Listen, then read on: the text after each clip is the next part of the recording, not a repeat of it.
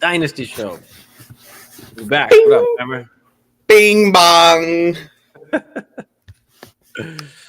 Yes, we are live Sundays and Thursdays for Dynasty shows. But yeah, tonight we got our show here on our network, and we've got some buys and sells. We've got some combine talk. I got a chance to watch the whole day yesterday, except for like the ending of the tight ends. I saw basically up to Darnell Washington's sick one-handed catch. I don't know if you saw that. I'll be honest. All right, two things I want to say. First off, shout out to 420 Hustler. We were on his show on Thursday. I had a fucking blast with all those guys that were tuned in there. We had a great show. Appreciate the love. Appreciate all the support going on over there. So that was really cool. I thoroughly enjoyed that. So I just want to shout out 420 and their channel for holding us down and us holding them down. So that was really cool. Secondly, I don't watch the combine. I'm going to be straight up. I love football. It's been a part of my life for the last 25 plus years. I love it. I absolutely love it. I can't watch the combine. I can't do it. I have no appetite for it. I have no energy for it. I love the NFL draft, and basically anything from the NFL draft to the Super Bowl, I'm in. I can't do the combine. I don't have the patience for it, but continue. No, I mean it's definitely hard. The only ones I watched yesterday. So I watched the QBs, the wide receivers, and then the tight ends. I did not get a chance to watch the running backs today, but it's not as important for running backs. Really, more importantly for running backs is the height and the weight. Those kind of measurables and the 40 time. Like that's really what matters for them there. Right. And then for the QBs, of course, like we wanted to know, how big is Bryce Young? Like, how big is this guy? And what they say, 5'11", 5'10", something, 5'10" and 1/8. So he's like right there, Kyler Murray, Russell Wilson, which we Russell Wilson. Saw. Yeah. And then he came in at like 204, which was awesome because many expected him to be. He was listed at like 194, but many thought he was like 180. Right.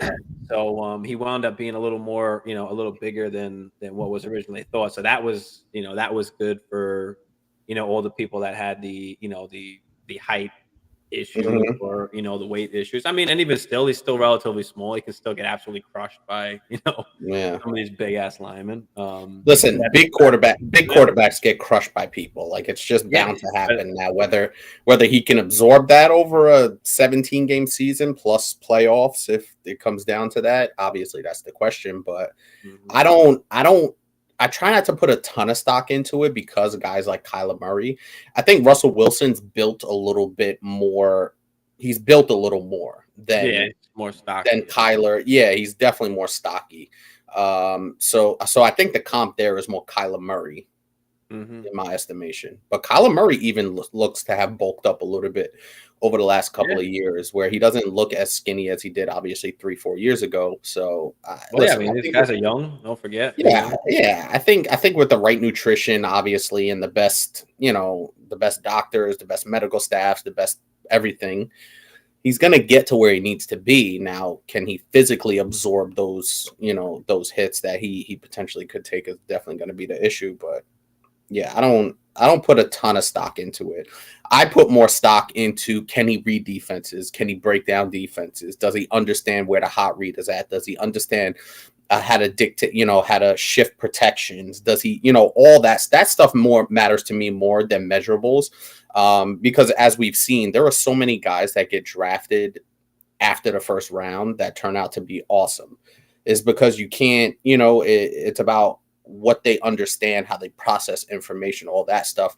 And I guess one thing I'll throw out there, like combine related, that I did hear when I was watching ESPN over the last couple of days, is that he's awesome in the interview and being able to break down coverages and being able to tell you where the hot read has to go and being able to understand, if they're playing 3 deep or 2 deep shell or man coverage or zone blitz, whatever the case may be. So to me, that matters I would say even more than the physicals, because he's at this point because he physically can do things. So now once you make that jump from college to pros, it's more about your understanding and your breakdown of what you're seeing, learning, processing. That is really what the leap entails. And sometimes it's really hard to measure that until you actually get out there. So that was a big takeaway for me, that his interview and the way he breaks stuff down seems to be on par with NFL quarterbacks.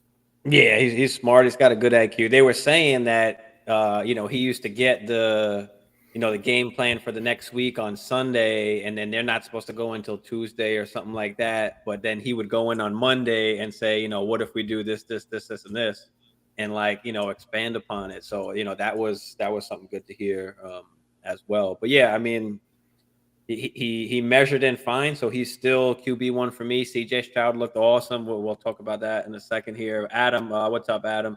Could Anthony Richardson take the first overall pick after his crazy combine performance? He can, without a doubt. I mean, obviously he's a freak athlete, but the thing is, we already knew that, right? The measurables and all that just kind of confirmed that. We know he's a crazy athlete, but does that transfer to the football field? More importantly, does that transfer to the quarterback position, which is where he's playing, where, he's not really great at throwing the football. Watching the combine yesterday, he was a little bit off in the beginning. He made one really bad throw.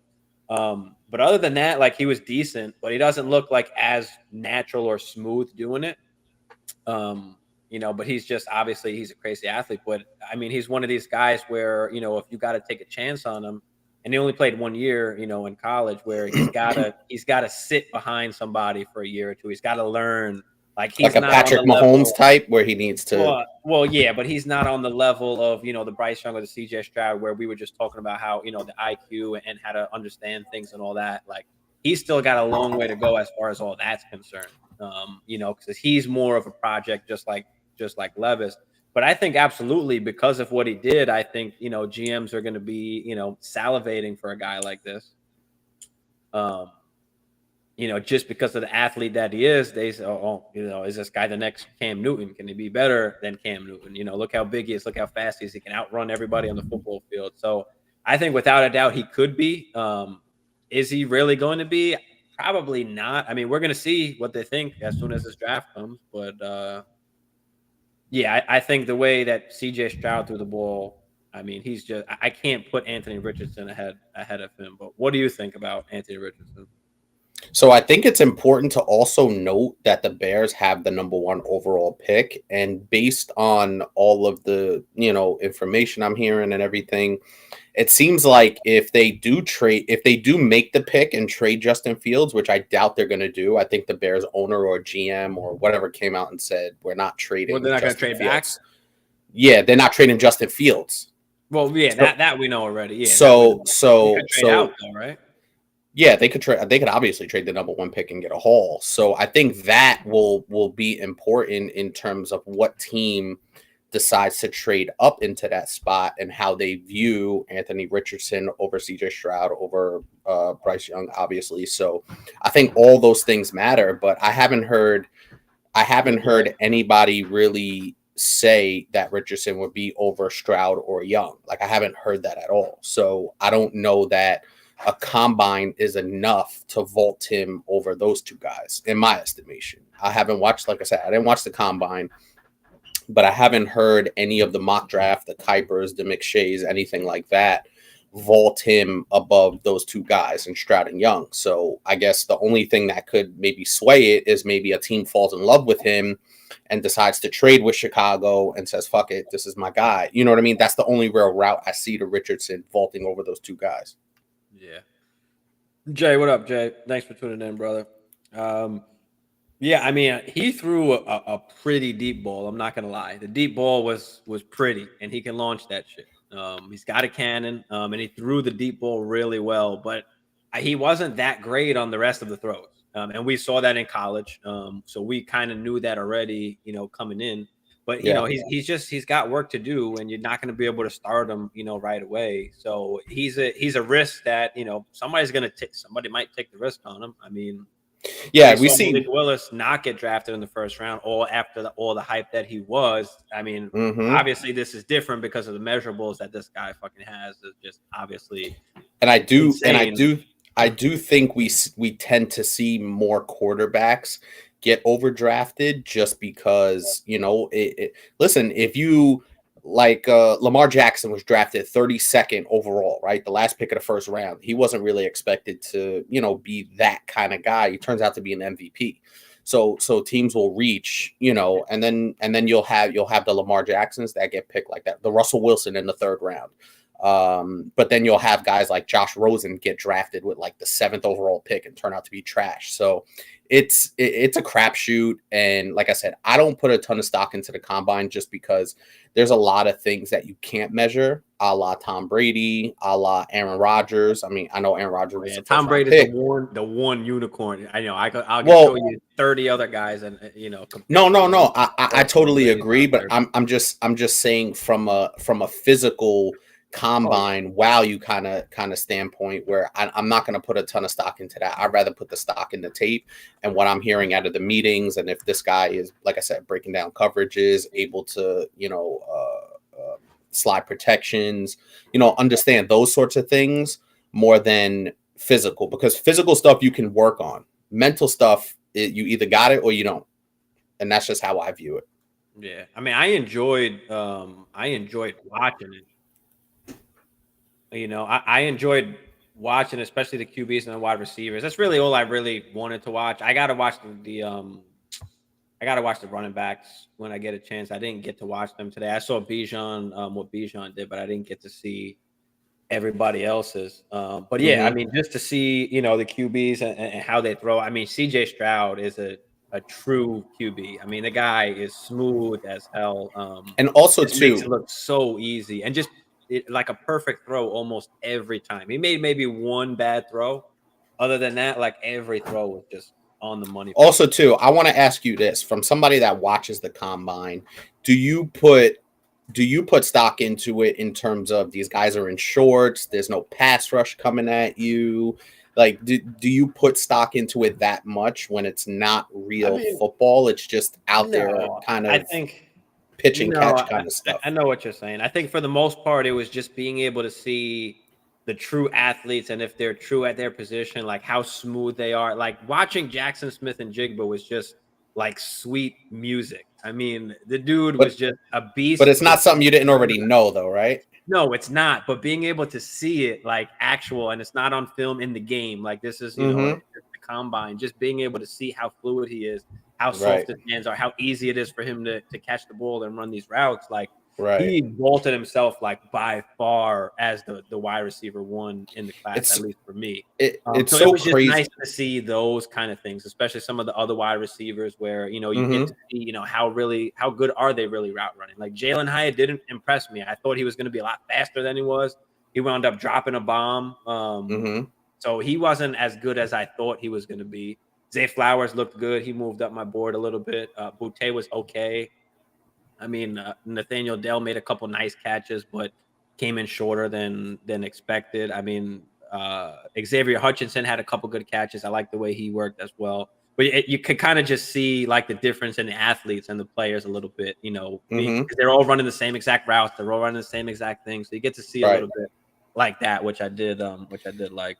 It's crazy because I think a lot of those guys that are projected like top 10 picks, I don't think it does you any good for the most part to go out there, because the only thing you could do is move down essentially. Well, that's why I think Bryce Young was like, I'm not going out. What the fuck I'm doing? Yeah, He's gonna play right. on a pro day, but at least he'll have his wide receivers. He'll His have like guys, yeah, his yeah, guys. The timing is yeah. gonna be good. Right, right, right, right. And all that. Like I thought Levis looked decent. He was a little bit hit or miss. He was kind of like inconsistent, but he's got the cannon. He's a poised guy, and he's a really smart dude. So I think that that's going to help him. Obviously, going in, being able to study, learn, and pick up things. Right. Compared to Anthony Richardson. Not saying that Anthony Richardson is dumb or anything like that, but I just I don't know. Just Will Levis looks like he can be worked a little bit more. Anthony Richardson, I think, is just he could be limited throwing the football. But we'll see. I mean, he could turn out into something special. Is that a chance that you're willing to take, though? You know, in these super flex leagues, like, I mean, because even if he is a beast, I mean, what is he finishing? Like, is he finishing top 5 fantasy QB? Like, is he top 10? Probably Like, is not. it worth taking that chance, or is it worth All just right. trying to getting somebody else? So it's, Well, I mean, I do think from a fantasy standpoint, if you're drafting at the back end or the front of the second round in your fantasy drafts, especially if you're already in your if you're only into your rookie draft, I think it's worth it to take some of these guys if you want a stash. Say if you have a little bit of an older guy, say you have a Matthew Stafford on your team, or if you have an Aaron Rodgers on your team, and you don't want to pillage your team to trade for a quarterback, especially in a super flex league.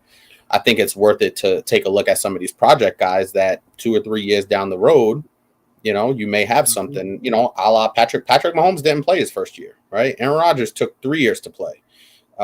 So I think there could be some value there. Like I said, if you're picking at the back end of the first, front end of the second, there could be some value there, especially if you have a guy that's capable of playing now. Like if you have Aaron and you kind of stuck with him, it's worth some value. I don't know how much, but definitely in a super flex, there's value there. I think the Bears will end up trading for the Texans. They will give up a ton. Yeah, I mean, it's possible. That's possible. I mean, another thing to point out, because of what Anthony Richardson did, and now in the draft, if he gets picked top 10, top 15, now we've got all 4 quarterbacks in super flex leagues that are going to be right there. The 1, 2, 1, 3, 1, 4, 1, 5, 1, 6. Like, we got 4 QBs that are going to be there, which is going to push back JSN, which is going to push back Gibb. So now if you do have that 106, 107, 108, you might be in decent position to get one of those top guys. Right. So I think that's a good thing as well. It kind of pushes some of those guys back. Caleb said he's got Geno as his 3rd QB in a 2 QB league. So it's not super flex. This is 2 QB. So we've got essentially super flex. You treat it like a super flex. Well, not necessarily, because you have to start 2 QBs. Like, you can't just roll with one. Like, No. 30 QB may be a little bit more important than you treat it with a similar mindset. Yeah, definitely. All right, Hurts and Allen as the starters. That's fucking sick. Awesome. Should I be panicking here? No pick until 208. No, I wouldn't. Not at all. I think you're okay with Geno for at least another year. Go see who's got like Kyle Trask. I mean, that's a cheap guy that he might actually be the damn starter. You've got Hendon Hooker, who obviously wasn't at he was at the combine, but obviously didn't participate because of the injury. But he's a guy that could wound up being a starting QB possibly one day in the league, and he's going to go late.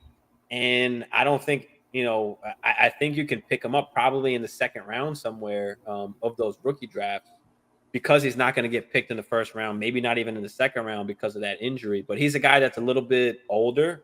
So sometimes that can kind of put you off on a player. But as far as QBs are concerned, I don't think it's as big of a deal for QBs. When you're talking about wide receivers or running backs when they're older, I mean, it's almost not even fair, especially if they're not playing against good competition. You're 22, 23 years old playing against 18-year-olds that are not even that good in the first place. Example, Rashid Rice. But yeah, I mean, it's just, I don't think you need to worry. I think that you can try and pick up Hendon Hooker maybe in that second round. Let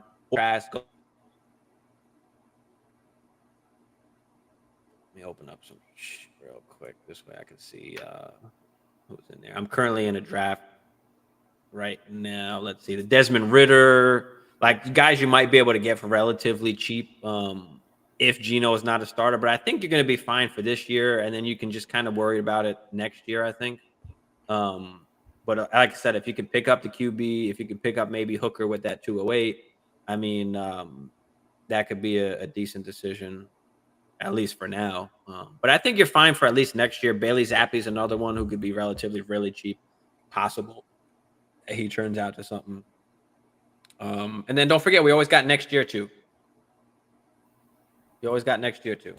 So you should be fine at least for this year with Geno. But no, I wouldn't panic. I wouldn't panic. But try and get somebody. It's gonna be rough, but are you panicking, Hammer? No, hell no. And for the Minshew, whole, make sure you got Minshew at least, just in case yeah, Hurts get hurt. yeah, I mean, I like that. Maybe see if you could go out and get Jordan Love.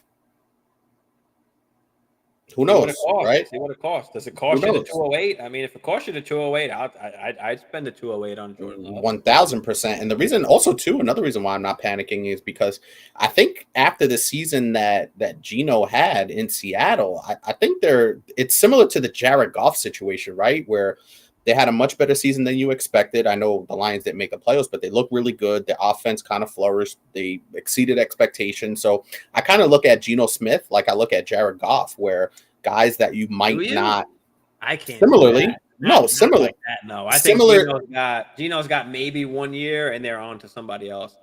but we don't. Goff, I But think has a chance to actually get a legit contract. Geno is too old for that shit right now. I don't view it that way. I think Really? if they like what they see from Geno, I know he did fade down the stretch, which does make me a little nervous. But Geno's 32. That's not But he's not old even for under a quarterback. contract now, is he? Isn't he a free agent right No, I now? think Or no? no, and I think they may Maybe not re-sign him. And I think listen, Geno Smith had 4,200 yards, 30 touchdowns, and 11 intos on 70% completions. That's pretty good. And I think they like the continuity they have with him. Do I think he's the best quarterback ever? No. But do I think where he's at now Oh, is he a is good a free agent. situation? Yeah, he is. And it said the contract talks have been good. I doubt they'll franchise him because that's 32 mil on the cap. Because I know obviously Daniel Jones is going through his contract negotiations, and that franchise tag is 32 mil. But I look at them as similar positions. So I think you're pretty solid with Geno. I do think they bring him back. And listen, even if they bring him back on a 2 or 3 year deal, I think you're in good shape. I wouldn't panic at all. I think there's other quarterbacks that can be had. I know it's a 2 quarterback league, but I wouldn't panic at all. I think you're in a really good situation. I think the Minshew point you brought up was really good just in terms of handcuffing yourself because Jalen Hurts is a running quarterback, Josh Allen as well. So the injury risk is a little bit higher for guys like that. But I think you're in real solid shape. Yeah, like I said, for me, I think you're okay for at least another year with Geno. After that is where I'll get skeptical, and you can revisit that next year if you have to. But you've got your main at least 2 QBs, and you've got two top 5 QBs basically. So you're in great shape. I wouldn't panic, Caleb. Kevin, what's up, Kevin? Rank the top 4 QBs post combine. So mine actually have not changed. I know that Anthony Richardson is crazy athletic, but I still got Bryce Young. I've still got CJ Stroud as 2. Still got Levis as 3, and I have Anthony Richardson as 4. You can swap Levis and Richardson if you want, but I'm not putting Richardson over Bryce Young or CJ Stroud. There's no way. The way that these guys can throw the football and understand the game, and they're just kind of way ahead. I mean, you're talking about guys that are over 40 touchdowns in college football, Heisman Trophy finalists. The past 2 years, 2 of the best. In college football, Anthony Richardson has not done much at all. Crazy athletic can play, but I don't know how much of a QB that he actually is. We know he's an athlete, but how much is he an actual QB? Obviously, he's a project to work on, just like Will Levis. Will Levis is a project as well. So, but yeah, I still got Levis ahead of A-Rich. Especially after seeing yesterday, I like the way that Levis threw the football as well. Do you have anything different for your top 4 or? No, to be honest with you, the 3 guys that I've heard the most about and actually have, become more familiar with over the past, I want to say 2 to 3 months is obviously Bryce Young, CJ Stroud, and obviously I've heard a little bit more on Will Levis just in terms of teams in that 10 range, that 10, 15 range, taking a look at him. And like you said, if you are Seattle, so Seattle currently has the 5th pick from Denver, which, my God, did Seattle just make out like bandits? They made the playoffs and they get a top 5 pick. Like, you can't ask for much more than that. So I think that those top 3 guys are pretty much obviously Young, Stroud, and Levis are the 3 guys that I'm most familiar with that'll be going 1, 2, and 3, pretty much in that order. Yeah, head coach Pete Carroll said something that we don't usually get picks like this. Got to make the right decision with it. Shadrack, what up? A-Rich to Detroit or Seattle? Yeah, I mean, I think that Geno Smith is the perfect guy to use while As a you're bridge. developing a Yeah, guy like Anthony Richardson. I If you agree. were to go that way, you sign Geno to the 1 year, maybe two, maybe you give Richardson 2 years behind him. I don't know. Because he definitely needs obviously to be worked on. But yeah, I like it. Seattle, not Detroit. I think I think Detroit is okay with Goff. I don't know if they want to spend the pick on a QB. Honestly, obviously they could, but I like Average to Seattle, especially with the Geno situation. Gives them a little bit to work behind. Work behind Geno. Bryce and CJ have to be top 10 passers to be as fantasy productive as Average. Bar is lower for. Absolutely, but how long is A-Rich going to last? That's the problem. You can't just be an athlete. You've got to be able to be an actual QB and be able to win games, and for them to actually say, okay, we're going to give you a contract going forward.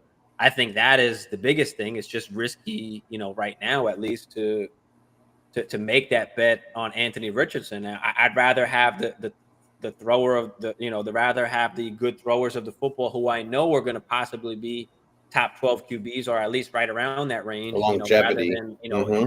you may want to take the chance on A-Rich because maybe he can be top 5 with the athletic profile that he has. Absolutely. But it's also a risk that he's even top 20 with the way that he throws the football. So it's just I'm gonna rough. throw out, Rough. and I think you brought up a really interesting name, and now that you're talking about Anthony Richardson and diving a little bit deeper, it kind of feels like a Cam Newton, right? Where Cam Newton wasn't the greatest thrower of the football, he was just an athlete out there.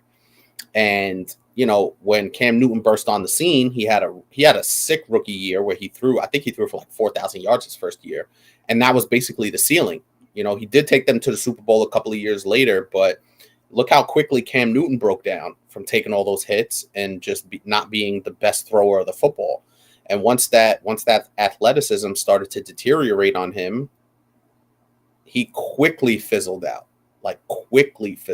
So, Yeah. I think I agree with you. I'd rather have Joe Burrow than Lamar Jackson. I think Well, let that's me say that's the best way to put it for me. one more other important thing since we're bringing up Cam Newton. Cam Newton was the Heisman winner. This guy won No, in college. We're not talking about no Anthony arguments. Richardson was not that. So he wasn't even what Cam is at this point. Well, I'm So talking I'm talking about what you mean in terms of oh yeah, you want the guy longevity wise, right? And a guy well like that's Cam true. Newton, because he didn't have the best mechanics throwing the football, where he ran the ball a ton, you know what I mean? As Wasn't opposed to able a to guy, last long. right, exactly, as opposed to a guy like a Joe Burrow, right? Or a Justin Herbert that we believe. Obviously you're looking at like a Matthew Stafford, right? You want that kind of guy to give you that 10 to 12 year window, as opposed to Cam Newton, who's probably going to who gave you what, basically a 6 year window Yeah, I of mean, of listen, that. A-Rich can give you that fantasy production, but when we're talking about if we're talking about redraft, like absolutely, I'll take the chance on Anthony Richardson if he ever becomes a starting QB. But when we're talking about dynasty, like, do you want to take that chance? Like that chance can Right. make you or burn you in dynasty. So for me, like I don't think I'm willing to take that chance. Like I'd Hmm. rather just take the Bryce or the CJ if I have if I have the absolute choice. So I'm all for, I agree that A-Rich can absolutely be crazy productive fantasy wise. But again, how long is that going to last? Is he going to actually be able to win? Is he actually going to get a contract again? There's just a lot more that goes into it than what his fantasy peak is. I get the fantasy peak, but can he even reach the floor? Like the floor is so bad. Hmm. It's just rough. So look at Justin Herbert this year without Keenan and Mike. The top passers are weapon dependent. Yeah, I Yeah, mean, I tend to but agree with that. you can say that, but you can say, okay, Justin Herbert had a bad year. He threw 26 touchdowns. Tell me how many QBs threw 26 touchdowns. Yeah. And that's a bad year. So, if Anthony Richardson's not coming anywhere close to that, in a bad year, and a great year maybe. But even still, like you said, Justin Herbert had none. See, Shadrack, this is a good point that could work both for you and against you because even with none of his weapons, Justin Herbert was still QB 11 in a bad year, right? So imagine I got him QB8. Why do I have him? Why is he on QB8 here? I'm looking at Sleeper. Sleeper has him at 11. I guess in our league. Fantasy point. Oh yeah, maybe. Fantasy points. He finished QB8, so he was still a top 10 QB on a down year. Look at that. That tells you everything you need to know about Justin Herbert. And they should draft a wide receiver. I don't want to hear anything about bringing DeAndre Hopkins in. I don't want any part of that if I'm Justin Herbert in the Chargers. I want none of that. But that lets you know that Justin Herbert's the real deal, where he had nobody. Top 10, right? Keenan was hurt, Mikey was hurt, and he's still 4,700 yards. Only 25 touchdowns, which is low for him because he had 38 and 31 the 2 years prior, obviously. But similar, only had 10 interceptions, which seems to be right around where he's going to be. Didn't give you a ton with his legs. I would like to see him run a little bit more. But remember, too, Justin Herbert was banged up a little bit, too, with that rib injury he sustained. I think it was mid-year, somewhere around week 7, week 8 or whatever. So Justin Herbert's the real deal. I don't think there's any doubt about that. And he threw for almost 5,000 yards still. So, that's what I'm saying. That's what I'm saying. So, Shadrack, you're making great points, but I think the way me and Shadrack think, because we've been going back and forth a little bit on a couple of things, he thinks of it the opposite way that I do. Like the point is good, but you can take it. You can either take it one way or you can take it the other way. You can look at it both ways. Yeah. And for me to throw 26 touchdowns and almost 5,000 yards with when both of your receivers are both hurt, I think that's. You've got, you're going to be you are an elite quarterback, but obviously when things get better, it's going to get even better. Now, I agree. Of course, every QB needs, a top guy. Justin 100% needs a guy, with him over there. Absolutely. Anthony Richardson's going to need a guy, Bryce Young, CJ Stroud, all these guys, You go to the Colts, you got, Michael Pittman, Alec Pierce. I mean, not the greatest weapons, but I mean, you got good weapons there. And also, too, think about it. The last two, likely get a wide receiver too, so you get a nice wide receiver with that. The last 2 years, when his guys were pretty stable and healthy, Justin Herbert had 70 touchdowns in 2 years. Yeah. So we know what he is for the most part. I think he has a little bit to prove when it comes down to crunch time, whatever. But if you're just talking strictly fantasy, I mean, he let me down this year. I had him in a redraft league, but he's legit. Yeah. Caleb said, what weapons does Mahomes have besides Kelsey? Yeah, he's got a bunch of scrubs like me and Hammer out there. We could be running out their routes. I mean, hey, listen, when we were out there, I can make some plays. So I think I'll be pretty solid. Oh shit. But yeah, I mean, Mahomes just he's just that good. I think Mahomes also too. Mahomes I was literally getting ready to bring up that point that Mahomes is just a different dude, and also too, don't forget, don't forget. Patrick Mahomes kind of fell into the perfect situation, right? Andy Reid I think we all could regard him as a top 3 NFL coach. He's an offensive genius, so his play designs, all that stuff. And Patrick Mahomes got to sit for a year, learn the system, play behind a professional in Alex Smith. So I think that was a real good situation. And obviously when he came into his own, he had Hill and Kelsey and, the rest of the band. But yeah, Patrick Mahomes is just a different dude. Yeah, absolutely. Shadrack says Mahomes isn't normal. He doesn't follow the same rules. No, like us do. No, he's out there playing basketball. He doesn't. And yeah, look at Fields and Danny Dimes. I mean, listen, absolutely. Fields didn't have anybody to throw the ball to. He suffered from it. Danny Dimes didn't really have anybody to throw the ball to much either. But Danny Dimes has never been a great, thrower at least of the football. Like, I mean, does he need somebody? Like, yes, but how much better is he really actually going to get? Like, I don't know. I think that's the biggest problem with Danny Dimes for me. Is even though he had shit receivers, was that still a ceiling? I mean, he ran for 700 yards. He never ran for that much before. Is that going to continue? I don't know. I think he's a tricky one, Daniel Jones. And also too, you have to look at the style of the quarterback. Like Danny Dimes, I would categorize him as a running quarterback. Like based on his style of play.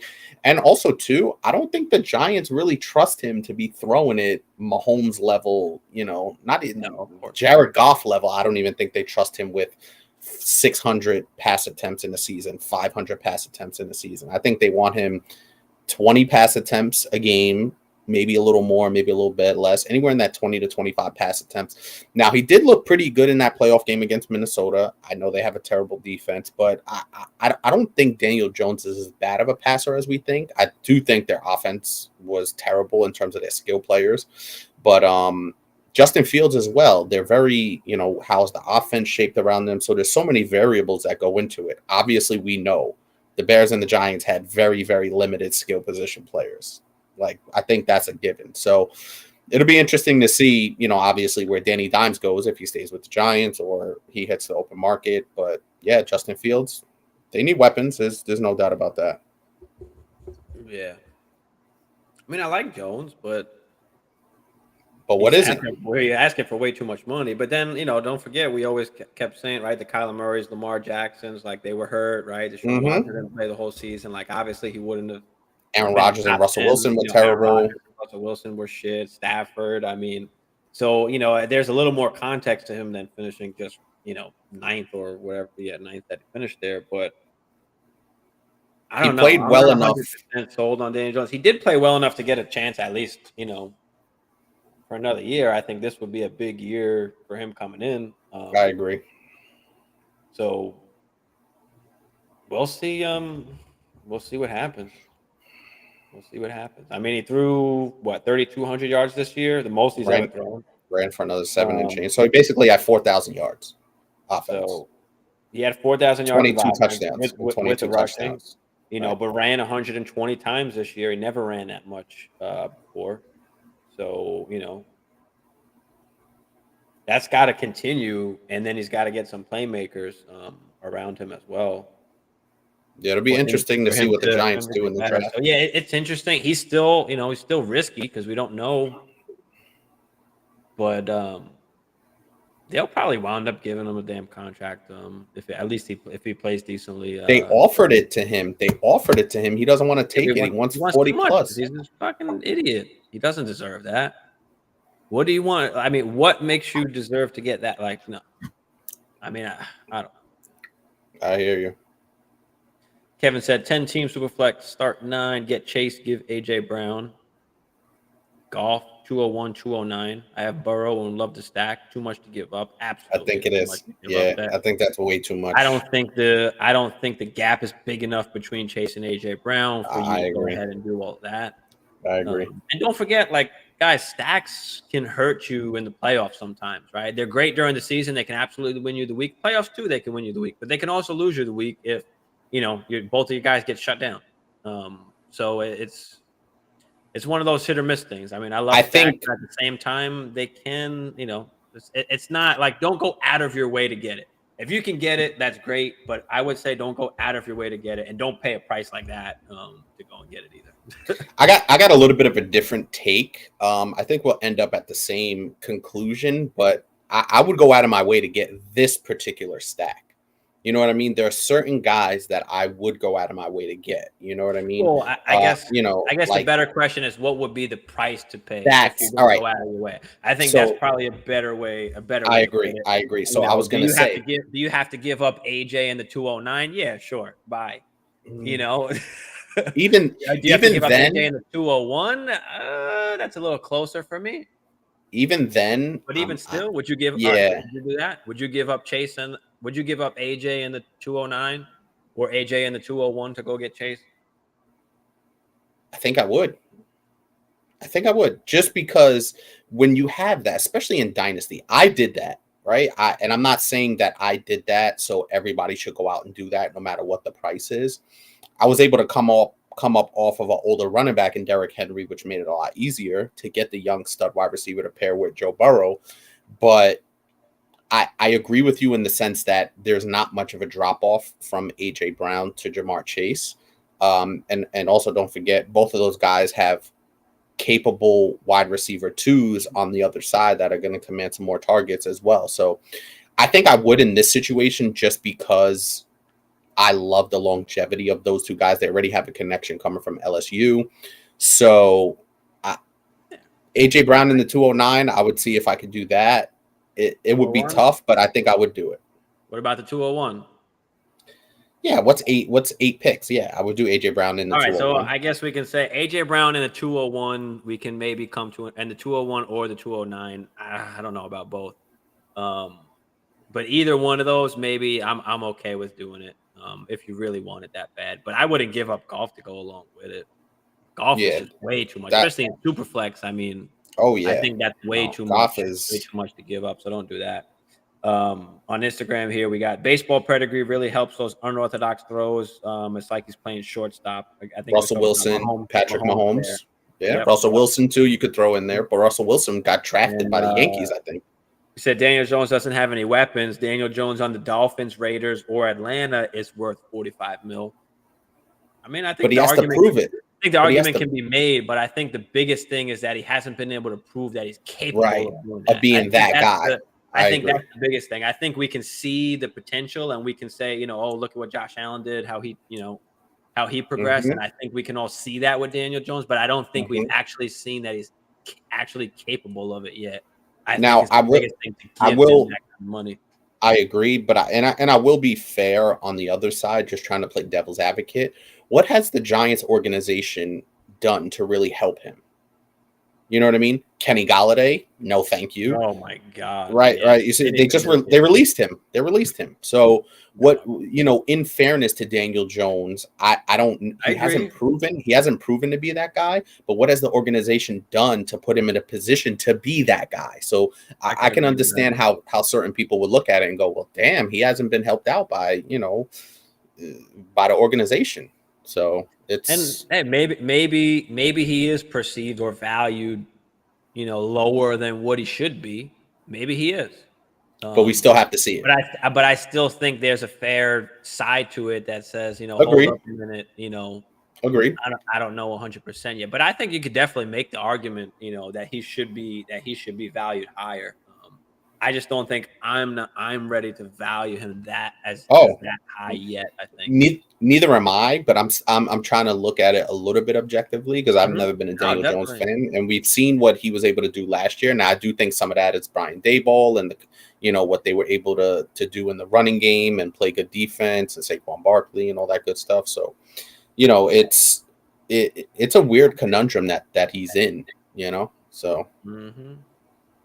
And he had a higher QBR and passer rating than Rodgers. Yeah, I mean Rodgers just wasn't that good this year. So yeah, I could definitely see it. The ball was awesome for them. I didn't think they would be that good or he would be that good there. But yeah, he's turned out to be a really good thing for them all around. Getting weapons changed. Josh Allen hurts T-Law's lives. Agreed. Yeah, I mean, agreed. I don't know how much weapons T-Law has, but I guess. No, but I think the combination. But I think, just getting him guys that can actually stable that can actually run and stability. Some decent wide receivers at least. Like, you can't. Hey, listen. They didn't give T-Law Kenny Galladay, so. No, they did not. That man, what a dumpster fire that was. Yeah, but he got Kirk. He got some young wide receivers. Evan Ingram was really good. Evan Ingram was good too. Finally, I mean, after he couldn't. Zay Jones was solid. Giants. Don't forget that guy couldn't catch a pass on the Giants. No, he couldn't. And Zay Jones turned out really good too. Mm-hmm. What weapons does T-Law have? A coach named Not Urban. Yeah. Well, that's a big deal too, right? Getting the right coach in there is a big deal. Getting the right coaching, absolutely. I think Caleb, you bring up the Urban thing, but I think Shadrack made the same point about getting Daboll in there. It's basically the same team, and Daboll turned them into a playoff team. They were an embarrassment. So, and we saw what Urban Meyer did. It's the same situation where you had a quarterback where I think we all value T-Law a lot higher than we value Daniel Jones. But the same principle applies where you get a stable coach in there that knows what he's doing. Doug Peterson, don't forget, 6 years ago won a Super Bowl with a backup quarterback. And he had Carson Wentz playing at an MVP level. So we can't forget that. So getting him in there with some stable weapons, they're not the greatest weapons, but when you look at the totality of it, they were stable. Evan Ingram was terrific. Zay Jones was really good. Christian Kirk proved to be a really solid wide receiver. And don't forget, Travis Etienne was no slouch at running back. So you put all that together, and you end up having a really solid season, and they won the division and went to the playoffs. Yeah. Kirk and Zay, big upgrade for Levis. Oh yeah, and Marvin Jones. oh yeah, oh yeah, no doubt about it. Upgrade from trash bros to scrubs. I mean, I don't they listen. made the playoffs. I'm not a huge fan of Kirk either. I think he's good. I don't know if that was his ceiling. I think that's the scary part for me, is that could have been a ceiling of what he did last year, especially with a guy like Ridley coming along, and if they wound up bringing in another wide receiver, which you just brought up another point. I think we all forget that the Jaguars have Calvin Ridley. Yeah. So just another step up for Trevor Lawrence, which I love. But yeah, giant upgrade. Peterson helped too. Yeah. 100%. Absolutely. And yeah, listen, the Giants got to bring somebody in. They definitely, I mean, without a doubt, need to get somebody. I know they interviewed with Quentin Johnston. I know JSN went there a couple times in some mocks. Do you think they need to bring in a veteran guy like a D-Hop? Yeah, I think he needs. I think they would.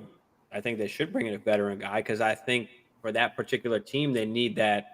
They need one of those dogs, like, to just get everybody together. Alan Lazard would be a good upgrade from what they have. I'm not saying he's an earth-shattering guy, but who's available?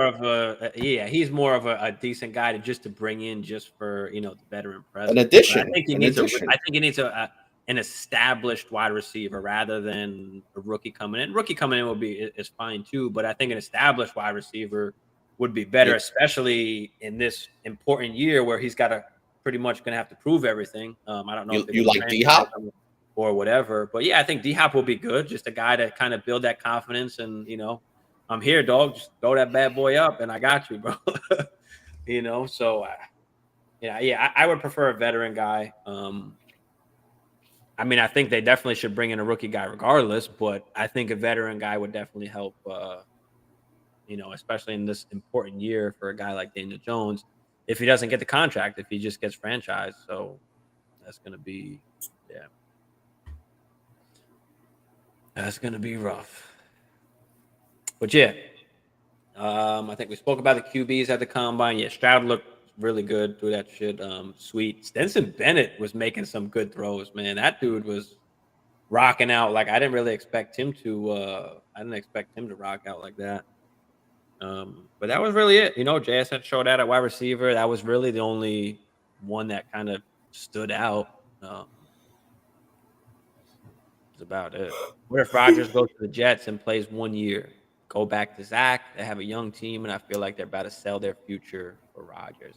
I know we had a long show about that about a week ago.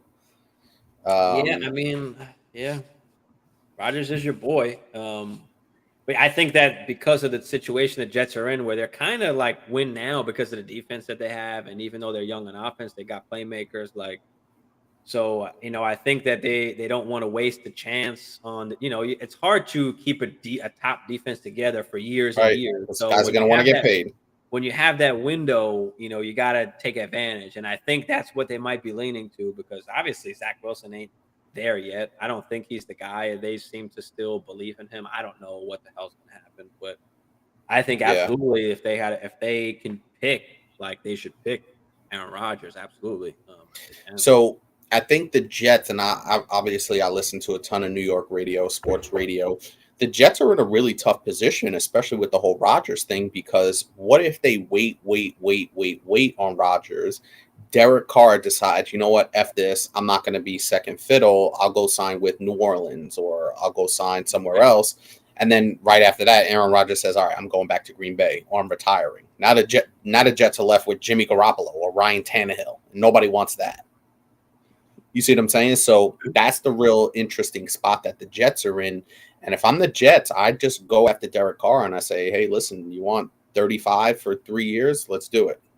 Like, honestly, because I think Derek Carr at least gives them more stability, and they hold the cards. And also, too, remember this: if they sign, they want to give a 3 year. I don't know if they want to give a 3 year. Do they want to give out an actual contract like that? Why wouldn't they? I don't with know. their young guys. Garrett Wilson and Breece Hall were rookies. I guess if they believe in Derek Carr that much, and also don't. too, factor this in: if the Jets trade for Aaron Rodgers, they got to give up draft picks, first round draft They got to picks. give up So probably 2. Yeah. so that's another big deal that we don't tend to forget about. Where Aaron Rodgers isn't a free agent; they have to give up compensation. So if you sign Derek Carr, it's just money that you have because most of your team is on rookie deals, your big guys anyway, and you still have your first round draft picks to add additional players for the next 3 years. So what if they move up? What? I mean, obviously, with the way Anthony Richardson just performed at the combine, if he goes top 10, obviously the Jets don't have a chance to get him. Jets are picking 13 currently. Yeah, so if they move, if they move up and get a QB, yeah, they should trade every pick for the next 5 years for Bryce or CJ. I mean, I don't know if they would do that because at that point you might as well just trade for Aaron Rodgers. You know, I know obviously Bryce and CJ will be young and you'll be able to build, but I think the Jets are just scarred from picking quarterbacks early on. Sam Darnold, Zach Wilson, like the Jets have set their franchise back basically 10 years by picking those 2 guys. So I think at this point they want a veteran quarterback. Even the owner, you know, when they interviewed the owner Woody Johnson at the combine, he said we want a veteran. I don't think they want to bring in a rookie to take it over. They need a veteran guy to come in. They're sick of swinging and missing. They just 100%. 1,000% actually. So it looks like it's going to be Derek Carr or Aaron Rodgers. And I think if they're smart, they'll just sign Derek Carr. They draft 13, add another pick to that litter. Because say what you want, the Jets have drafted really well the last 2 to 3 years. Outside of the quarterbacks, dynasty level squad outside of Q. That's true. No lies told. No lies told. Somebody said on a good doesn't have any weapons. Top 15 QB on a good team for Daniel Jones. Yeah, I mean that's where I have him. You know, if he gets some weapons, I still think he can be top 15. I just can't put him like top 12 or anything like that. I think that's that's the biggest thing. And if he's not top 12, does he deserve 45 mil? I don't know. Yeah, I tend to agree. And like I said, I just think that it's one of those situations where it's like you don't really have a good valuation of him because we haven't seen him with a true wide receiver 1, even a wide receiver 2. I don't think they even have a wide receiver 2 on their current roster. So it's really tough to evaluate him fairly. I guess that's if Geno Smith can be a top 10 QB with Walker and Metcalf, imagine what Jones can do on a good team. And that, to be fair, I think Geno's was a ceiling season. I don't think he's doing that again. And on top of that, don't forget we spoke about all the injuries with, what were we saying? Who was it? Quarterbacks. Yeah, Lamar Jackson, Kyler Murray, Watson. Russell Wilson played like shit. Aaron Rodgers played like shit. Tom Brady played like shit. Tom Brady. I mean, there was a lot of things that had to happen for him to get that high. But absolutely, he played better. Absolutely, he played a lot better than what we thought he was going to. And I like Geno. He was decent. He didn't make that many mistakes. He just played within the system. Did what was asked of him, and that's it.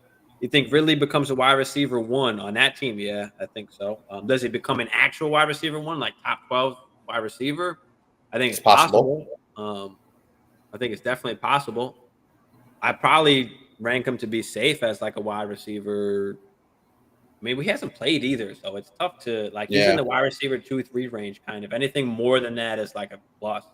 But I would say I would draft him probably as a wide receiver 3. I wouldn't really be comfortable trying to draft him higher.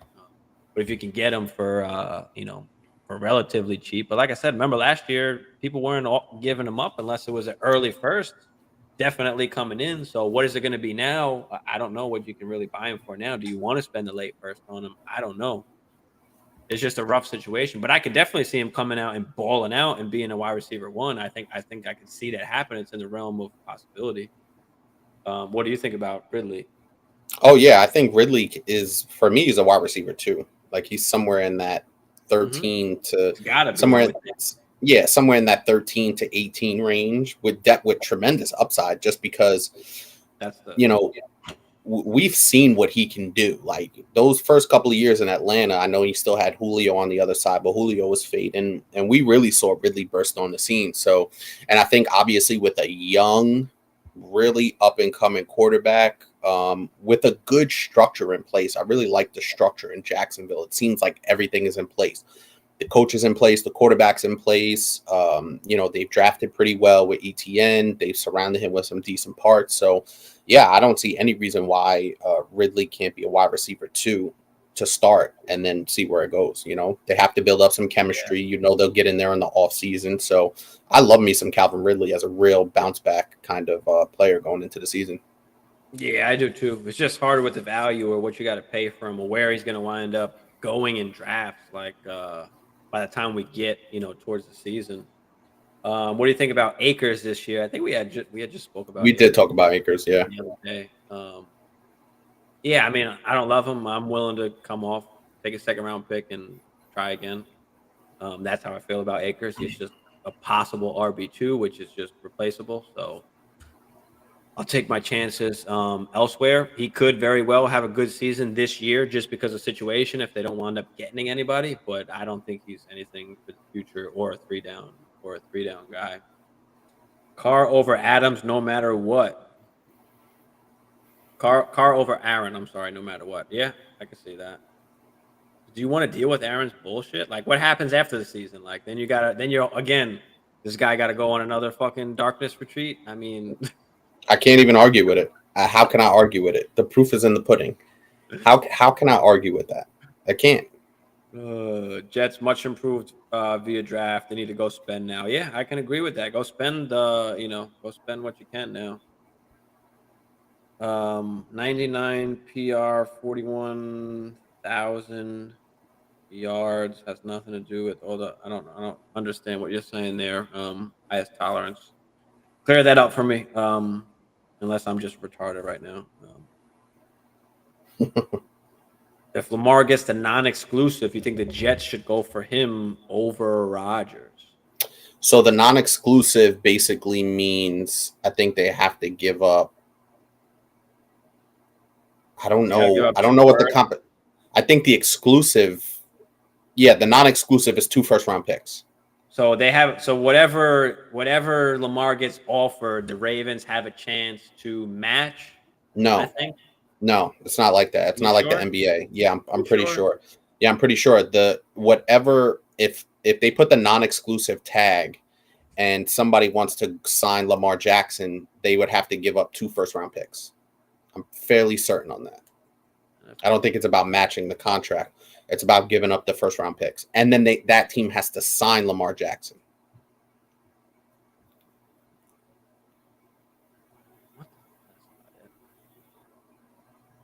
Non-exclusive tags allows a player to negotiate with other teams.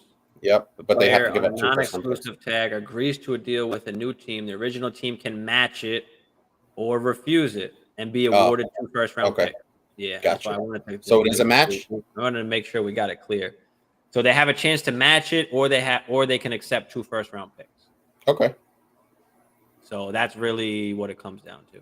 But I think that's kind of what they want to do is they want to see the market out there. I think Lamar might be being a little bit too realistic, and the Ravens are like, bro, ain't nobody giving you that. So if somebody's gonna give it to you, then all right, maybe we'll match it. So I think they want to see what he actually costs in the open market. Yeah, so I think a couple of things are at play here with Lamar Jackson. Number one, from all accounts, what I've heard, that the Ravens offered him $130 million guaranteed, right? And he's looking for Deshaun Watson guaranteed, $230. And the Ravens are just like, nah, bro, chill. Oh, he hasn't been able to play. Like, he's been hurt. I mean, that was going to be my next point, is that Lamar is another one of these running quarterbacks, these athletes at quarterback. Not to say he's not a good quarterback, but he's an athlete first, and I think a quarterback second. So, and Lamar's not built like Cam Newton or Josh Allen or, like that. He's not built like that. So he's a little bit on the slight side. So he's been taking a beating over the last 3 to 4 years where he's not finishing seasons. He didn't even play in the playoffs, dude. Like, was that a case because he was really hurt, or was that a case because he didn't get his contract and he's like, F y'all, he's trying to stick it to them? I think it might have been a combination of both. Y'all need me, motherfuckers. Right, right. It might have been a combination of both. So, I don't know to answer the question directly. What was that question again? Should the Jets go after Lamar if the Ravens put the If non-exclusive? Lamar gets a non-exclusive, you think the Jets should go for him over Rodgers? Oh yeah, no, Yeah, well, 100%. I because he's think they more of a should. long term as Right, well. So right. Now it's going to be 2 first-round picks, and you're going to have to pay Lamar. So that's another that's another. piece of the pie that you're going to have to factor in. So got to take all that into account. Yeah. Oh, Gino, he was talking about. Yeah, look, Gino had a great season, but again, he's one of those. I think it's a ceiling season. Like, is there really a chance he throws for more than 4,200 yards that he did this year, or 30 touchdowns, or is there a good chance that he actually does that again, or was it one of those? Fuck, who the guy the Contract Vikings have? Who the guy the Vikings have that one year where he did really good, but he actually wasn't even that good? Case Um, Keenum. Case Keenum. What is it? One of those Case Keenum years where like everything just kind of worked out like really good. Like, is he going Yeah, to be able to do that again? Like, because we know who Gino is now at this that's a point. I good mean, comp. he's That 30 something years old. Like, 32. Yeah, was that just a really good season for him? Like, I mean, yeah, I don't see how he can do any better. So for me, that's the ceiling. yeah, So I don't know how much better he's going to be. And again, yeah. I know you're saying that those other injuries didn't matter as much. Didn't matter as much as far as what he did, for his production. But obviously, he wouldn't have been, top 5 QB if some of those other guys didn't get hurt. But I just don't see him doing that again. I think that's my biggest thing. Yeah, and that's a fair assessment because we haven't seen it, like you said, consistently or really ever in Gino's whole career. So, but I do think there is something to be said about going to a stable organization, learning from, being around other good players, he was the backup for Russell Wilson for a while when Russell Wilson was doing his thing. So I do think there is something to be said to kind of have that kind of rebirth. He didn't have any pressure on him.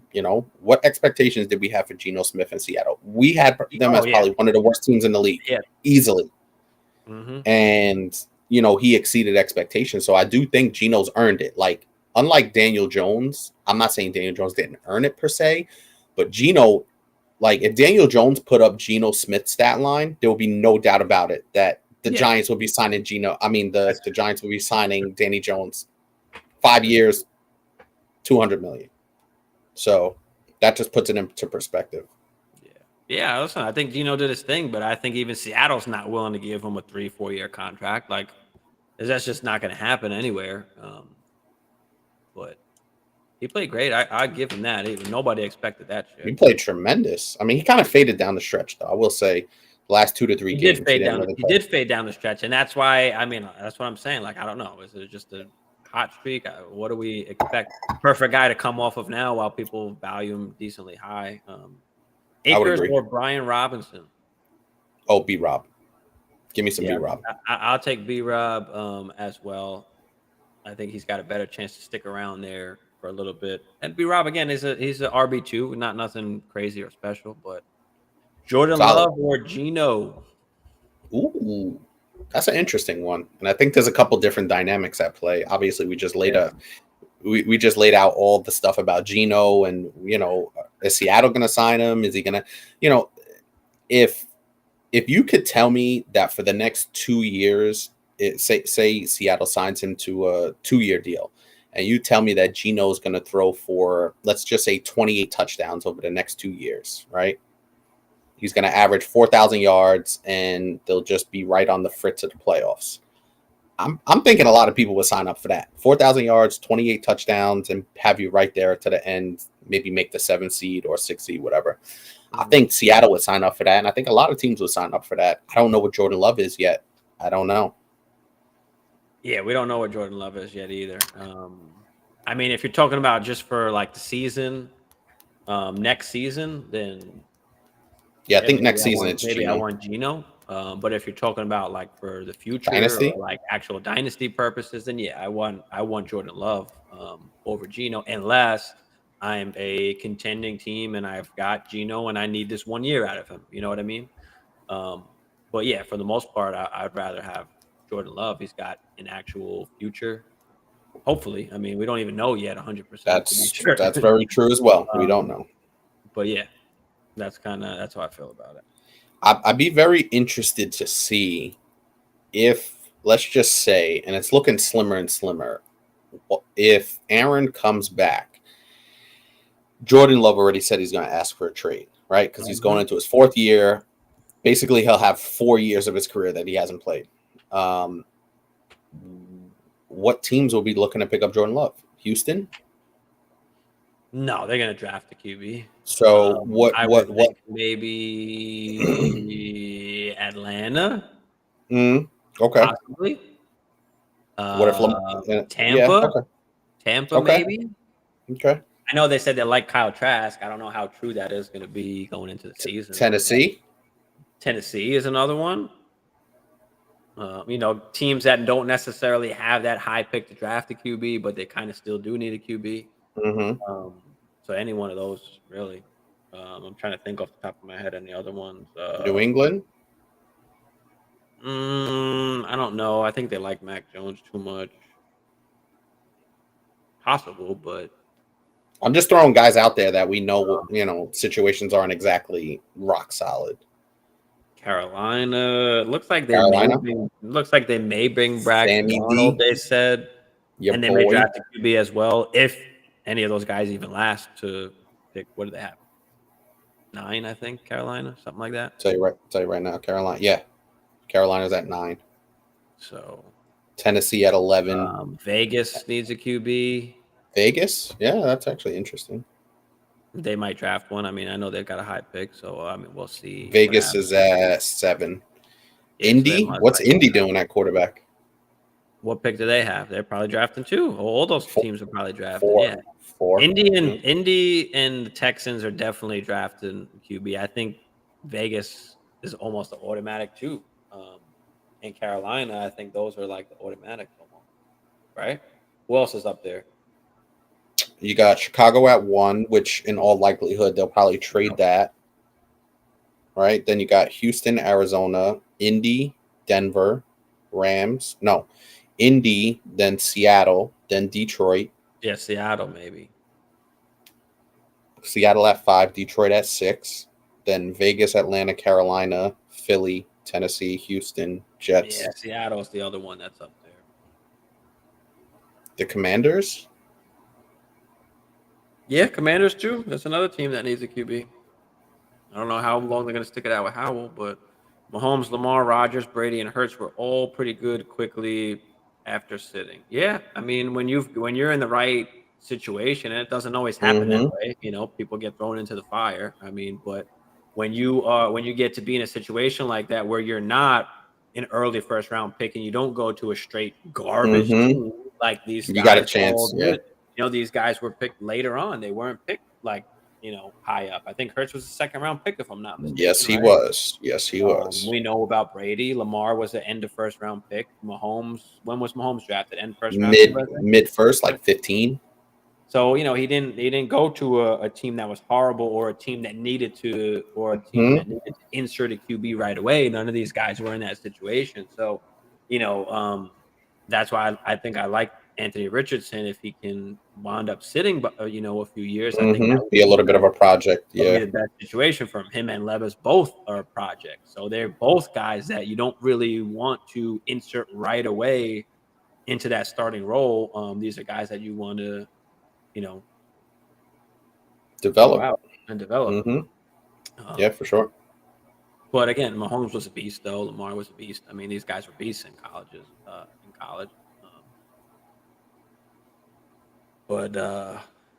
Yeah. All right, let's get into some buy sells real quick. Let's do your QB first, Hammer. Yes, sir. Who are we doing? Justin Fields. Justin Fields, buy or sell for Hammer. Floor is yours, Hammer. I think I'm selling, dude. Selling Justin Fields. I think so. I think I'm selling Justin Fields just because, not to say I don't think he has the talent. I just don't have faith in the Chicago Bears organization to put quality skill players around him. He can only run, but so much. I know he ran for over 1,000 yards. And number one, that's going to get him hurt. Let's just keep it a buck. He was hurt down the stretch, right, at the end of the year. And also, too, because I don't have confidence that the Chicago Bears are going to put quality offensive a quality offensive talent around him. Name me the last quality offensive Chicago Bear skill player that you can remember. Matt Forte, Brandon Marshall. Matt Forte, Brandon Marshall. Few and far between. And then you Right. start thinking about Brian Urlacher, like that. No, I'm talking about skill player. Like, no, I know, but I'm just saying in general, there's so little that you're like, oh shit, Brian Urlacher. and that's my point. So I think I'm selling Justin Fields now at probably as good a value as you're going to get, known commodity value that you're going to get. Now, I do think he could be a solid quarterback in a good system, but I just don't have faith in the Chicago offense. You know, they obviously Mooney is okay. They went and got Claypool. Is Claypool going to set the world on fire?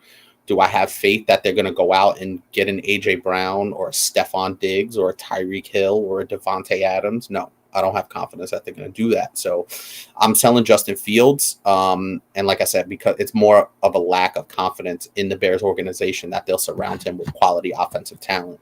And I think in a one quarterback league, it might be tough, but in a dynasty league, you could get some good value for Justin Fields. And I'd be willing to take that value, whatever it is, you know, mid first round pick, back end first round pick plus, you know. Oh yeah, forget about the one QB because one QB, like it doesn't even right. matter. Their value is so much different, it almost doesn't matter. But right, so Superflex league. So this is the one thing about Fields is that he's kind of all over the place. He's as high as like the 5th quarterback off the board to like the 10th. Like there's a big like people are valuing him kind of all up and down. You know, whether it's that, you know, from 5 to 10. So, you know, it's rough to gauge, you know, what exactly is his value right now. Now, if you can find somebody that perceives him high, like who would you want to move off? Like if you do have Justin Fields, obviously we're in Superflex, we need another QB. Who are you moving off of Justin Fields for? Like, are you moving down or are you trying to combine that with something and move up into your like? I wouldn't mind moving off of Justin Fields for a Jared Goff plus. Okay. Honestly. Like I'm like a Jared Goff. Yeah. I'm cool with that because I know Jared Goff in that Lions offense that's vastly improved. I don't mind losing some of the rushing for some of the passing and stability because Jared Goff was really good. And I still think, and I've been saying it on this show for the last 2 to 3 months, that he's being extremely undervalued in my estimation. So I really do think Jared Goff would be a nice kind of play there if you wanted to, as you say, tear down, but still have the stability and the production that you know you're going to get out of.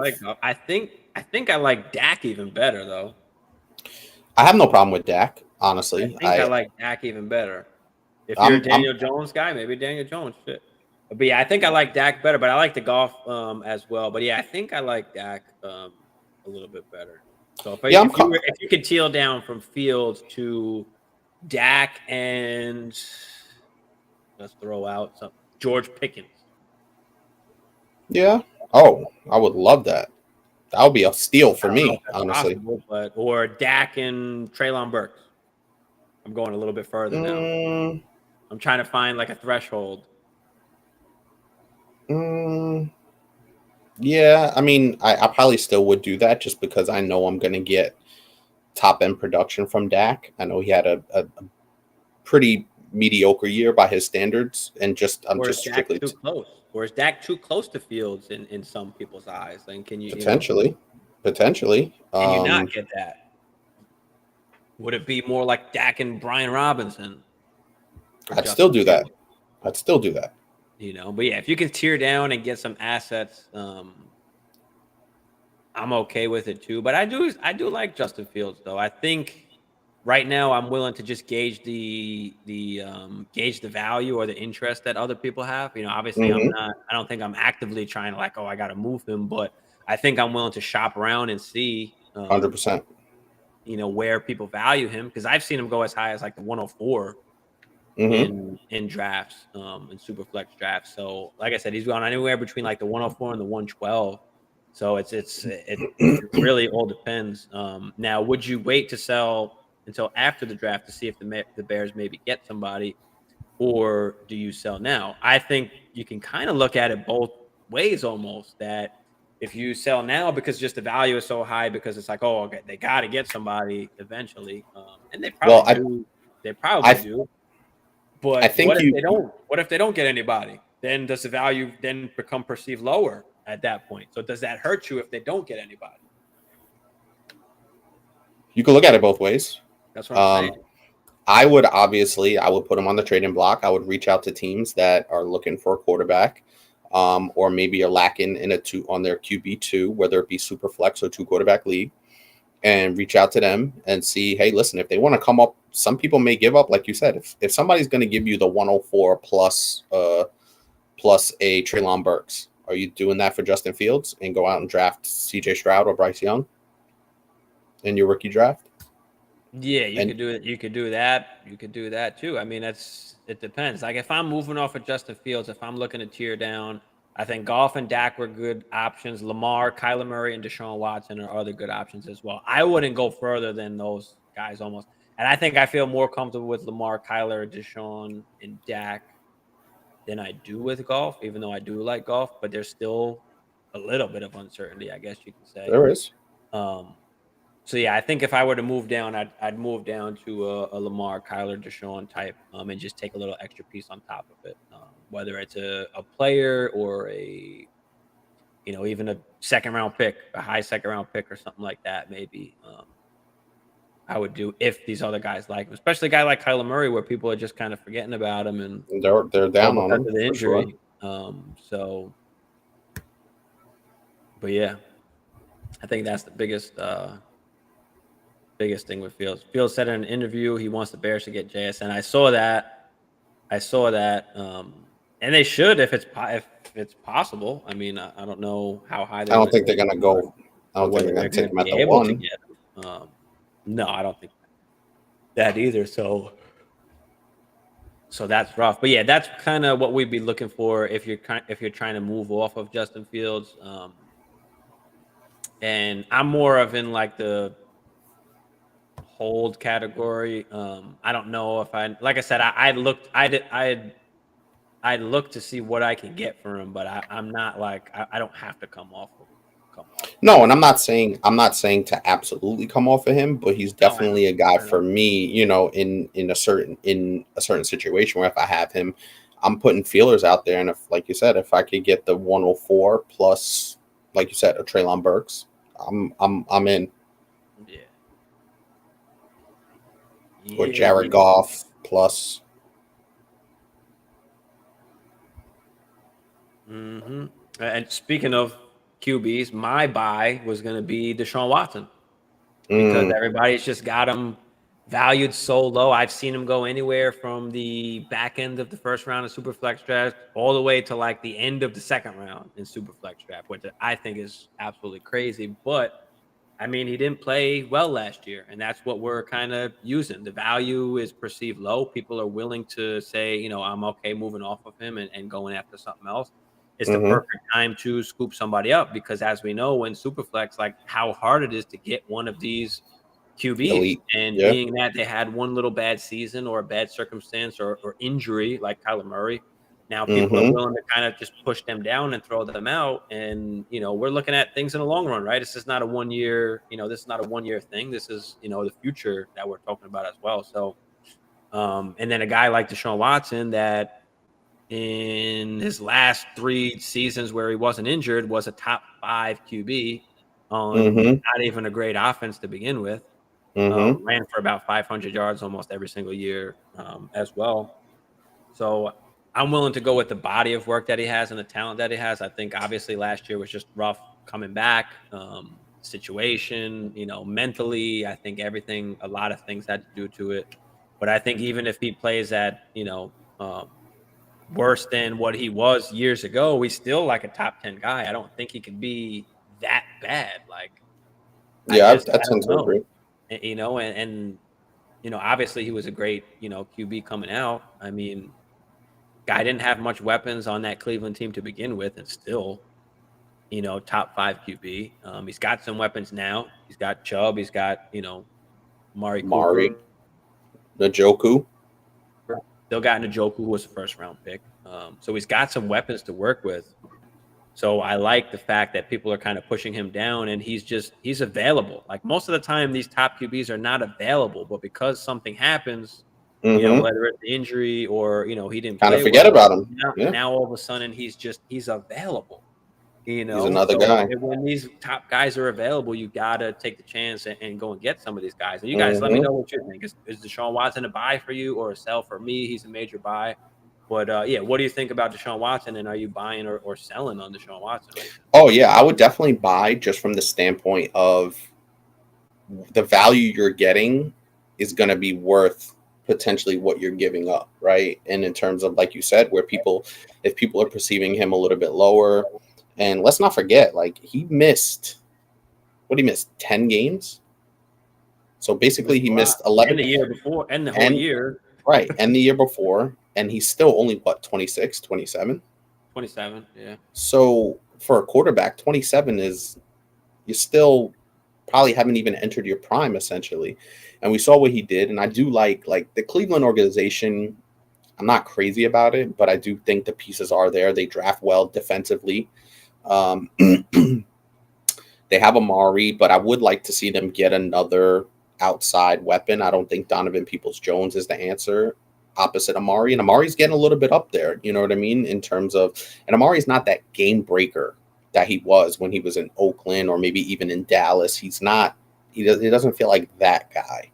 I think Amari would be an excellent number 2 at this point, so I would really be interested to see what Cleveland does in the draft and in free agency to maybe bring in another solid pass catcher.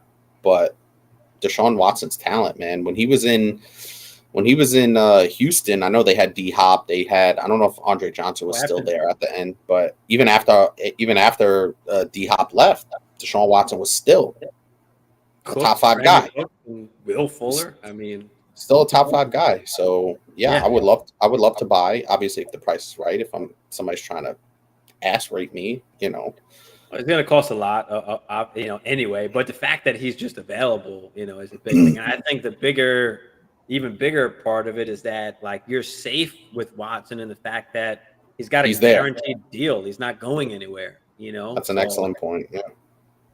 You don't have to worry. Like Daniel Jones situation or Jared Goff. You don't got to worry about those kind of things. Yeah, no, I definitely agree with that, and kind of hard to argue in terms of when you look at that contract. That gives you the stability. So. All right, let's get into the next buy or sell. We got 2 more real quick before we hop up out of here. What's the next buy or sell you got for us, Hammer? I got young Jameson Williams, wide receiver, Detroit Lions. Young J-Mo. Yeah, dude. I'm actually trying to buy him right now in our Dynasty League. I know a lot of people aren't active in our league. That the person that has him isn't active in the league. And similar to what you said about Deshaun Watson, where we didn't see a ton of Jameson Williams this year. So maybe a lot of people aren't sure what he is.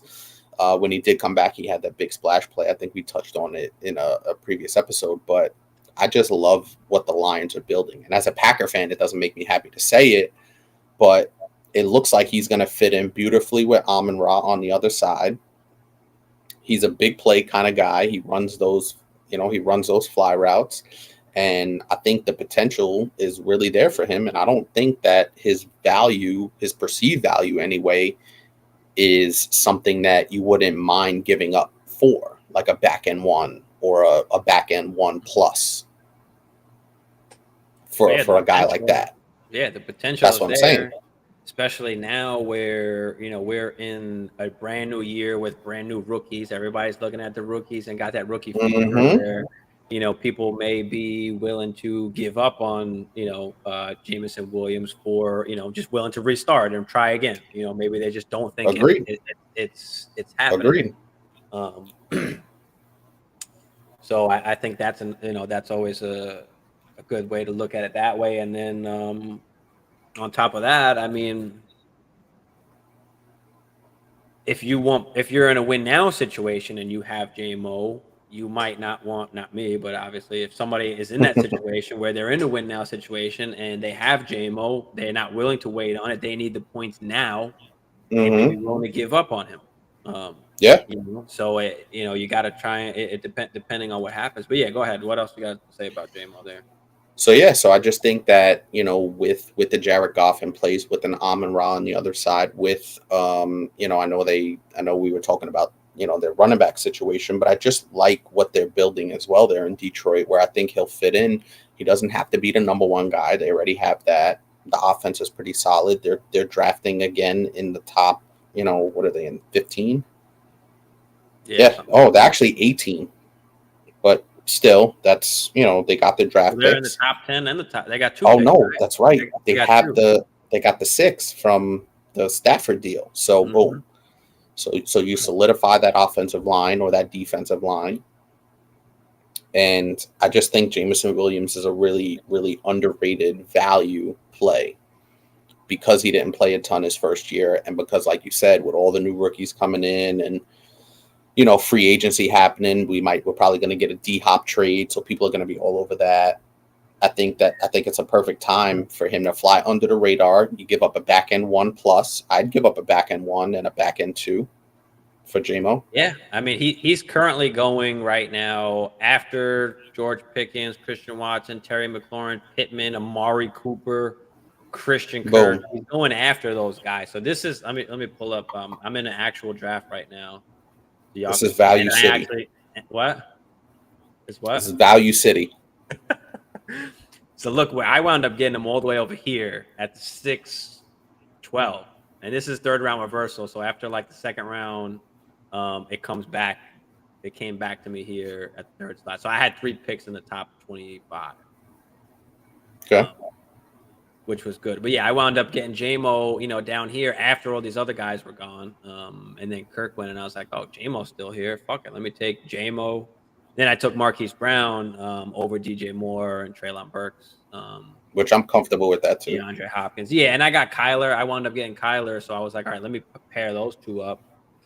So, I got some nice young wide receivers there. But yeah, I was happy I was able to get JMO there. I got the 102 and the 103, so I'll probably pick up another QB, Bryce Younger, CJ Stroud, and JSN probably. But yeah, this league's a little bit different. There's IDP in this league, so you see, I picked up what's his name, Jordan Brooks over here. So now all of a sudden the IDPs are starting to come off. But 1, 2, 3, 4, 5. You can start 5 linebackers. There's a lot of defensive spot. 1, 2, 3, 4, 5, 6, 7, 8, 9 defensive slots on top of That's the 10 crazy. on top of the 10 offensive. So, but yeah, I mean, Jalen, Jameson, Hollywood, throw in JSN there probably. And then I got the 111 too, so that's somebody else. And now, starting to work the defense a little bit, and we'll kind of dig and daddle in. But yeah, JMO is a guy that I like. He's definitely a buy for me. I'm not trying to sell him yet. We haven't seen it. We haven't seen what he can do almost, and we see what Goff can do with the underneath with St. Brown, and then the over the top to JMO. I mean, I think that could be a really good, combination. So I like it. Would you give up 2 back end ones? No. Okay. 2 1s is a little too much. I'm not spending 2 1s. I'll give up the back end 1, and that's it. Because I'm not going to give up a mid. Because if I can get JSN, I'd rather have JSN. But yeah, I give up a back end 1. I'm not giving up 2 back end 1s. That's way too much. Sure. Back end 1 and a third maybe. Okay, if I need to sweeten it out, But what else are we trading for JMO? Other than a back end 1, what if a back end 1 doesn't do it? Would you give up? I guess we were in that range. Would you rather have Treylon Burks or JMO? I think I'd take the shot on JMO just because Treylon Burks is in Tennessee right now. Like, what are we going to get? Ryan Tannehill's probably gone. Would you give up Burks and a second for JMO? Yes. Yeah, just because I think Treylon Burks his potential is going to be capped until they find a quarterback, because Ryan Tannehill's probably on his way out. Malik Willis is not the answer. And what are we getting? when JMO goes in there, he's going to be healthy. He's going to be running in a good offense with a really solid quarterback, with another solid wide receiver, one on the other end. Yeah. Oh, yeah. Treylon Burks in a second. Yes. Yeah. Would We'll take you? it. Yeah, there's not really anybody I want to really tear down to JMO because he's still a question. All right. So what if you've got Cooper Cup, right? Getting up there in age. Maybe it's time you want to come off. Maybe you're not contending anymore. Maybe it's time to reset the clock. Mm-hmm. Cooper Cup for JMO in a second. Would you tear down from Cooper Cup to JMO in a second? If I'm rebuilding, maybe. If I'm rebuilding, I might have to ask for a back end one because I think Cooper Cup still has 2 to 3. JMO and a 1. JMO and a 1 for Cup. Potentially, yeah. Depending on what the rest of my roster looks like, what I know I could get at that back end one. Potentially. I think that's fair. You're asking me, and Cooper I think Cup that's is my fair, especially if you want, if you want to, take that. If you are in win now and you got JMO, you spend a back end one and JMO get to Cooper go Cup. Cooper Cup. Yeah. I can see that. So yeah, that's I don't mind that at all. I'm in win now, so I'm not giving up Cooper Cup. And Cooper Cup has been my guy. But yeah, listen, I mean, maybe I don't know. That's a tough one because I still think Cooper Cup has bro. This past season before he got hurt, he was trending to be top 3 again. Finish. Yeah, I mean, when you have those kind of guys, those older guys, I mean, you're kind of just riding them out almost until they die. Especially if you're contending. But Cooper unless you can come off at a value point where you can get younger and still have, you can somehow come off of, Diggs for Garrett Wilson, which you're not going to be able to. But if there was a time you can do it before Garrett Wilson had, you know what I mean? Like if you did it at Diggs' peak and was able to get that 104, 105 to be able to get the Garrett Wilson. But there is a point in time where the value the production almost doesn't matter. The value is just at what the value is, Yep. So, when you are moving off of those guys, you got to do it at a point where you can get still, elite production or what's going to be future elite production. So, yeah. The other buy or sell that we got, or that I got for me, is going to be Jerry Jeudy. Jerry Jeudy obviously finished up last year really well. Let me pull up. Yeah, he did. Where is he? Pull up my guy Jeudy real quick. So yeah, finished off last season really well. What 5 for 154 that last game, a 6 for 117, 7 for 76, 8 for 70. I mean, he was pretty decent throughout the whole year on a shitty offense. Finished as a wide receiver 2. Shitty offense is an understatement. Yeah, so for me, we can only go up from here. I don't think we can get any worse. To finish as a mid wide receiver 2, in standard. I think the only way we can only thing we can do is look up how much worse can Russell Wilson get. We've got now Sean Payton. So I think that Sean Payton is going to put the ball in his playmakers' hands or be able to design things to get the ball into Jerry Jeudy's hands, into Javante's hands. So I'm excited for Jerry Jeudy. And he's only 23 is the biggest thing. Mm-hmm. And on top of that, he is going like really late in draft. I mean, he's going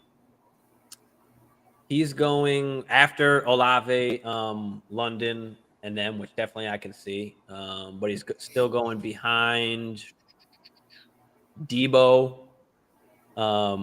Terry McLaurin, Christian Watson, George Pickens. He's in that range. The Michael Pittman, Christian Kirk, Amari Cooper. He's still in that range. I think that you can definitely get, good value right now, especially in your drafts. But he's not perceived to cost that much. Like you might not even have to spend a first round pick. Like you might be able to spend an early second and maybe a little piece. to go get Judy? Like maybe a late first at this point, now that they have Sean Payton as the coach. I don't know. What do you think? Yeah, I'm kind of Jerry Judy makes me nervous, just from the standpoint of I got to see a little more from Russell Wilson. I know we did talk about the insertion of Sean Payton and how strong he finished down the stretch. So I think that was a positive, but I still would need to see a little bit more. He does have a little bit of an injury history where he gets banged up a little bit, so that definitely concerns me. But I think it could be worth if you're talking about a front end second, say the 2-1. Yeah, I'm coming off a 2-1 for Jerry Judy, 100%. I think the biggest thing like right now is that he's got the upside to be a wide receiver 1, but he's going at like a mid wide receiver 2 price. Like, I think that's the biggest thing why I'm willing to buy, because his price isn't really that high. It looks like, compared to, what we see out here in the dynasty community and what we're seeing, in the draft. So yeah, I think the 19th wide receiver that came off the board in this draft. Also, too, remember, I think before the trade deadline this year that Jerry Judy was rumored to be traded, which was interesting. So I'm okay with that even too. I mean, listen, his first season he finished with almost 900 yards, 850 yards, played 16 games that season. That's a good season for how many touchdowns? How many 3 touchdowns? 3 touchdowns. Okay. So good season for a rookie, first year coming in, And they didn't have any quarterback to speak of. That year. Didn't have a quarterback. Second year, he obviously got hurt. He only played in 10 games, so he had almost 500 yards. And then last year, he had just under 1,000 yards with 6 touchdowns, and finished wide receiver 18 standard, 22 PPR. So I think that in a shit offense, like you said, in a shit offense, and he's only 23. Is like that's the biggest part of it. He's only 23 years old. I mean, feels like he's been around for longer. Jalen Waddle is older than Jerry Judy. It feels like Judy's been around for like 5 years. Yeah, no, right. I wouldn't. T. Higgins is older than Jerry Judy. Yeah, and it seems like he's been in the league a while, but I mean, so yeah, Judy I think is a sneaky third-year breakout that can possibly happen. So I'm willing to. I like it. I'm willing to go out and buy him for his. Wait, this is his. He's going into his 4th year, right? So this upcoming season will be his 4th. So we came in at what, 19? I mean, that's crazy. The dude is young, or 20, I guess, because I guess he'll be 24 going into the season. So he came in at 20. That's crazy. But yeah, I like him. I like him as a buy. Like I said, especially for what the cost is right now. So yeah, that's a guy that I'm buying. I guess we both had buy. So we had what? No, we had one sell on Fields, right? And then we had buy on Jameson, buy on Watson, buy on Judy. We'll get some more sells going next week for y'all. Maybe we'll do we'll do a few each week, and then I'll cut them out and break it down and post it in a separate video as well. I like it. This way everybody can see some buys and sells. But we've got, I think on Wednesday, I don't know if I'm going to do a rookie draft. I might just do a dynasty startup. So stay tuned on Instagram for that so you can get into that. And then we're live again Thursday on 420 Hustlers Network. So yes, sir. We'll be there. What are we going to cover? I don't even know. Maybe we'll cover the combine shit, everything that happened, and then wherever else the chat takes us. Maybe we'll do one buy or sell on there as well. Just keep shit rocking. But thanks for tuning in, y'all. Any questions or anything, throw them out there before we dip up out of here. You got anything else you want to talk about, Hammer? Nah, man. I'm really excited to draft. I don't know why, but it just seems like things just sneak up on us so fast. I remember last year, the season just came up on us real quick, but I'm really interested to see this particular week, maybe by Thursday, if we know what Aaron's going to do, because then the dominoes are going to start to fall, right? You would imagine. So, stay tuned for that. So that'll be some really interesting news if we get a chance, if Aaron drops the bomb on us. Definitely. So that'll be real interesting to take a look at, and obviously where Derek Carr signs. Figure by next week, before we do our next show on Thursday, we probably will know where Aaron Rodgers is doing, or hopefully, anyway, at that point. That would be ideal. So yeah, I will have much more to talk about by the time next week comes, anyway, with all the news and shit that comes out. So we will see y'all next week. Don't forget, Wednesday we've got the Dynasty Startup Draft. Thursday we've got the live show on 420 Fantasy Hustlers Network, and then next Sunday we're back here again.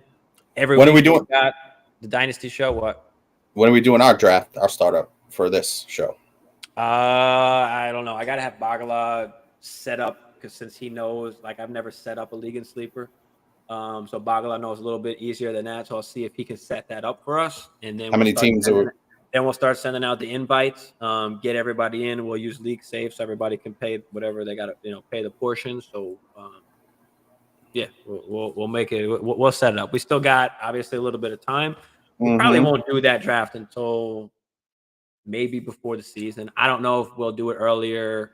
Like, I like August. August is always a good time. Even if we do it soon, if we use the kickers as a rookie picks, I mean, that's another thing. I don't know if we want to go ahead and do all of that. I'm not crazy about that. A little bit extra work too. So yeah, maybe we'll just wait until the season, and we'll start our dynasty draft then. But we'll get everybody in now, at least, or soon enough. This way, that's all taken care of. But yeah, good shit. All right, y'all. We said Allen Robinson. Yeah, that was for the Bears. I remember. Yeah, but he wasn't. I mean, his best days were in Jacksonville, and then after that, he kind of shit. Yeah, his best days were in Jacksonville. Yeah, we'll see y'all next week.